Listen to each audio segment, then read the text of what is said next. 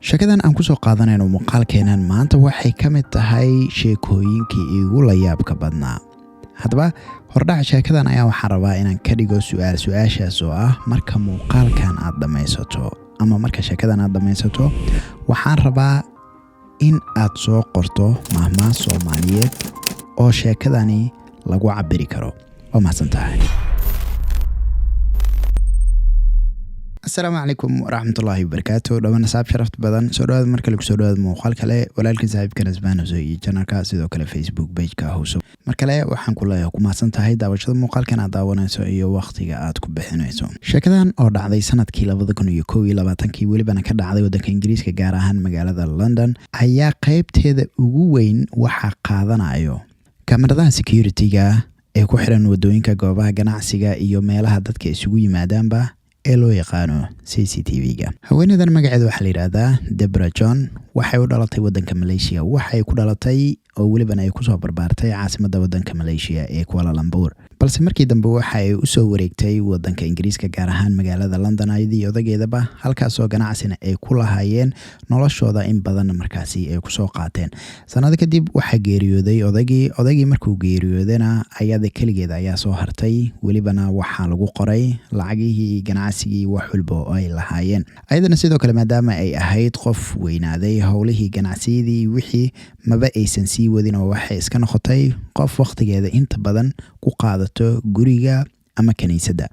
dadka garanayay markaa haweeneydan Deborah ayaa waxay ku sheegeen inay ahayd qof furfuran oo asxaab badan samaysato oo aad u qalbi wanaagsan dadkana jecel inay caawiso. dadkii caawisay waxaa ka mid ah markaa nin la yiraahdo David Klein oo markaasi ay isku barteen kaniisadda kadibna aragtay inuusan haysanin lacag badan walibana uu shaqo raadsanayo markaasoo ay waliba u sheegtay in ay ku soo dhaweynayso gurigeeda walibana wax kira ah aan ka qaadi doonin. marka David waxa uu iska ahaa qof ku farxay in asxaanka uu sameysay Deborah oo walibana xitaa waxa uu qaatay sida qof waalid ah oo kale oo waxyaabo badan ayuu ka caawin jiray. maalintii markuu shaqada aado habeenkii uu ka soo laabto waqti ayuu la qaadan jiray way sheekaysan jireen ilaa iyo markii dambe Deborah ay xaalad kale gasho taasoo ahayd sida ognahay bilowgay sanadka 2020 waa tii adduunka uu galay xaaladda pandemiga oo sabab ahaa cudurka COVID-19. haddaba haweeneydan oo u dhaxaysay kaliya kaniisadda iyo gurigeeda ayaa waxa ay ka mid ahayd balaayiinta qofood oo cudurkaasi uu walwalka ku qabtay. walwalka cudurka uu ku hayay darteeda ayaa waxay keeni jirtay markaasi inay internetka gaar ahaan YouTube-ka ay mar waliba ama inta badan ay ka daawato warbixinada la xiriira cudurka COVID-19 iyo waxyaabahaasi. taas waliba isku dhex ilaabi jirtay oo in badan ay dhageysan jirtay dhan siyaasad ahaan markay noqoto dhan adduun ahaan markay noqoto dhan wadanka ay ku nooshahay ahaan oo Ingiriiska dhan wadanka ay ayadoo dhalatay ee Malaysia. intii oo la isku dardaray ayaa markaasi waxa ay keentay in haweeneydii ay ku stressto oo wixii walaac badan ay ka qaado taasoo waliba xitaa ka dhigtay in David oo mar shaqo ka yimid habeenkii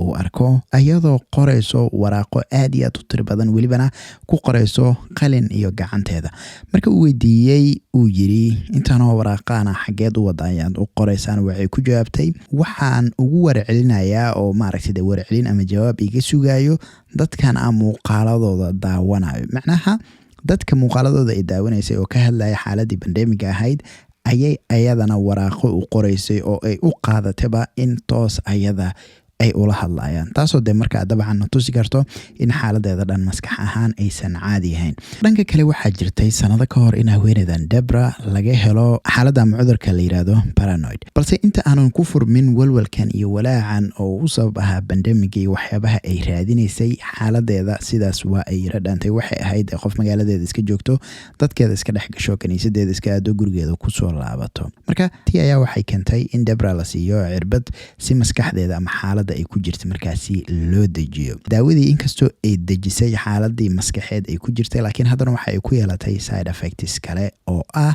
in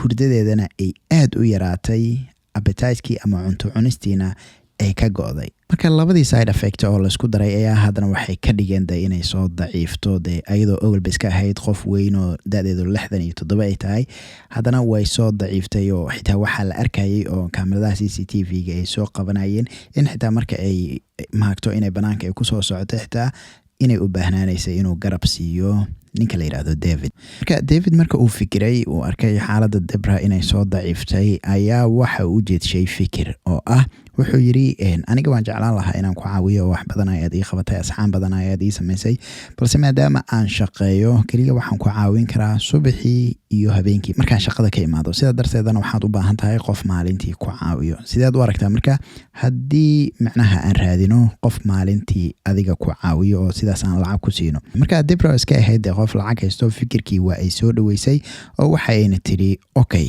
waxay la hadleen markaa qolooyinka ama xafiisyada howlahaasi ku shuqul leh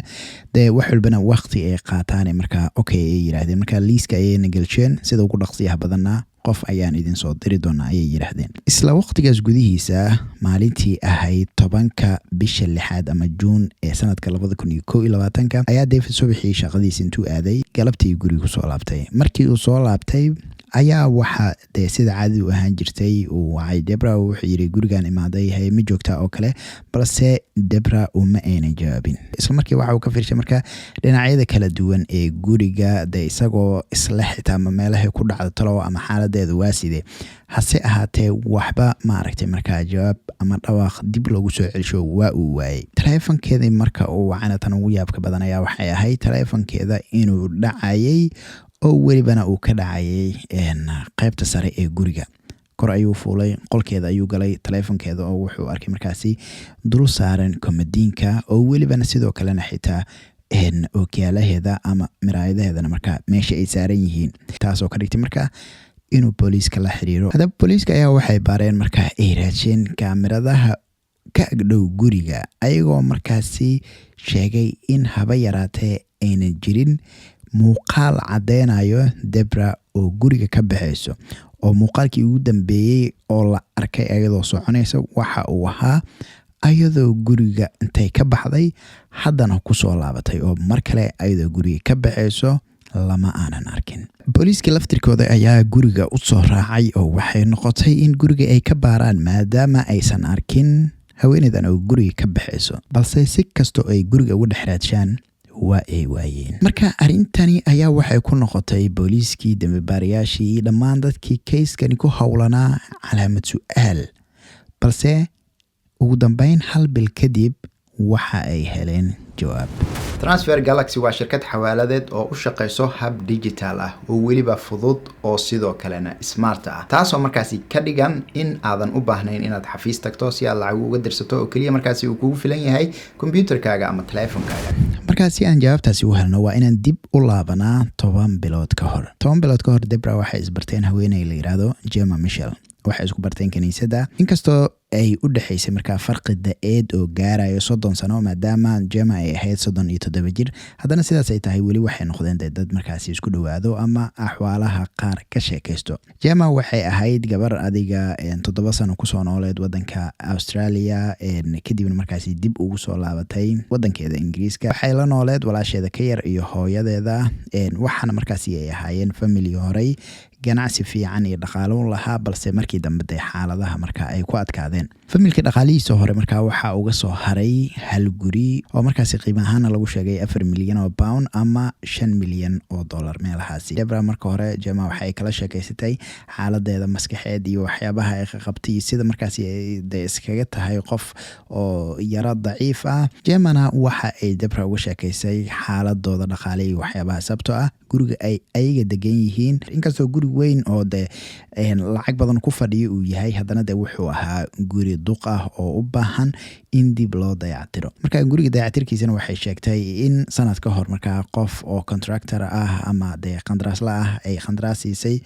balse intuu shaqada u qaban lahaa ka horba uu lacagtii kala gambiyay kadibna markaasi ay raadisay qof kale oo hawshii u qabto laakiin qofkiina hawsha oo dhexdu u socoto ogaaday in qoftani lacag badan aysan haynin oo hawshii guriga sidaasi lagu joojiyay marka guriga xilliga ay Debra iyo Gemma isbaranayaan waxa uu ku sugnaaba xaalad in guriga aanan lahayn heater haweeneydii Debra waxa markaa dhaqaajisay xaaladda ay ku sugnayd saaxiibadeeda yar oo waxay tiri waxaan ku siin doonaa 200,000 oo pound oo markaasi lacag aad u badan ah oo waxay tiri markaa gurigiina ku dayactirta oo waxa rabtiin ku qabsada. laakiin waxay tiri hal shardigaas oo ah in guriga maadaama uu weyn yahay qol ka mid ah yacni loo hibeynayo ama la siinayo kaniisadda sida howlaha iyo waxyaabaha ay rabaan ay ugu fishaan ama haddii ay noqoto kulan xitaa loogu qabsado. Gemma arrintii way ku faraxday, way ogolaatay. marka bilihii xigay waxayba ahayd marka in ay arrimihii iyo de guriga iyo mar walba ay ka sheekaystaan oo de isaga yimaadaan oo de fikrada ay isku darsadaan. balse wax walba waxa ay isbedeleen markii Debra xaaladeedii maskaxeed ay sii darsatay oo markaasi ay noqotay in daawadii ama cirbadii maaragtay la duro. marka mar walba oo ay sheekaystaan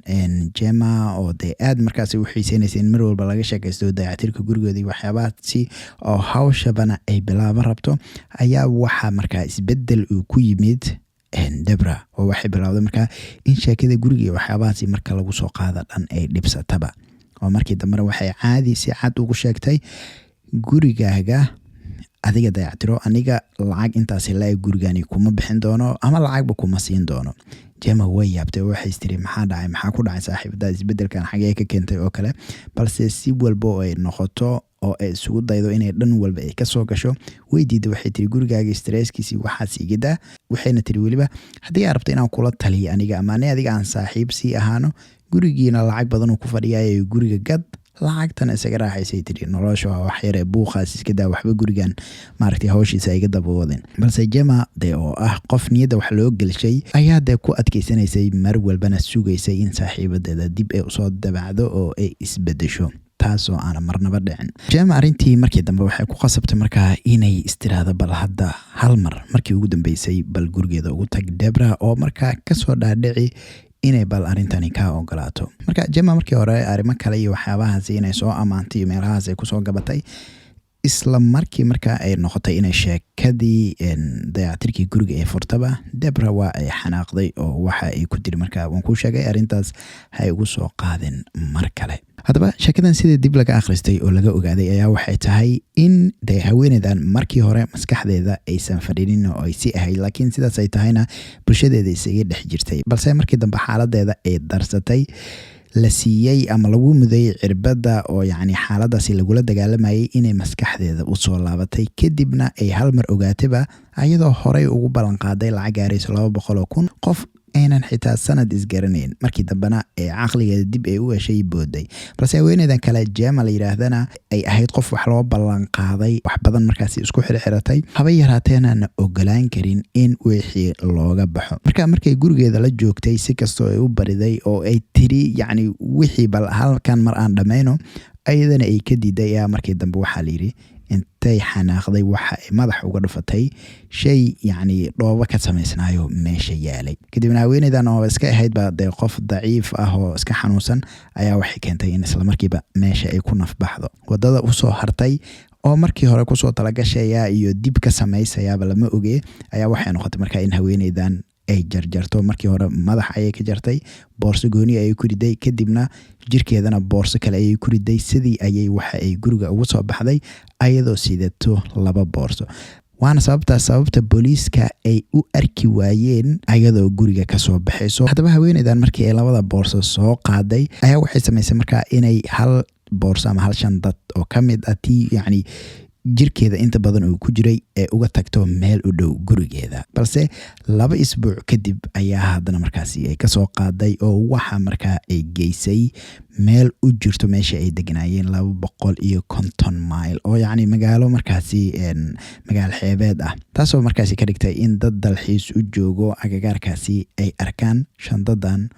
oo uu ku jiro hilbaha. kadibna booliiska ay soo waceen oo ay u sheegeen in xaaladaasi ay la kulmeen. booliiska ayaa markaa waxay noqotay in ay dib u baaraan yaa qofkii ugu dambeeyay oo is arkaan yaa waaye qofkii ugu dambeeyay guriga ka baxay inuu yahay. marka isla markiiba waxaa la isku soo qabtay kaameradihii, muuqaaladii haweeneydan meel walba oo ay martay oo boorsooyinka ay ka qaadaysay iyo wax weliba sida ay ahaayeen. ugu dambeynna Gemma waxaa loogu tagay gurigeeda ayadoo markii hore iska adkaysay inay albaabka furto, ayaa de markii dambe oo albaabka lagu jibiyeyba waxa ay hortaagneed albaabka ayadoona u muuqatay weliba inay sugaysay in ay tan dhici doonto. isla markiiba waa lasoo xiray. kadibna gurigeeda ayaana xitaa waxaa laga helay warqado ama dokumentiyo fake ah oo markaasi ay ku sheegayso in haweeneydaasi ay dhaxalkeeda ama lacag wixii ay lahayd ay ku wareejisay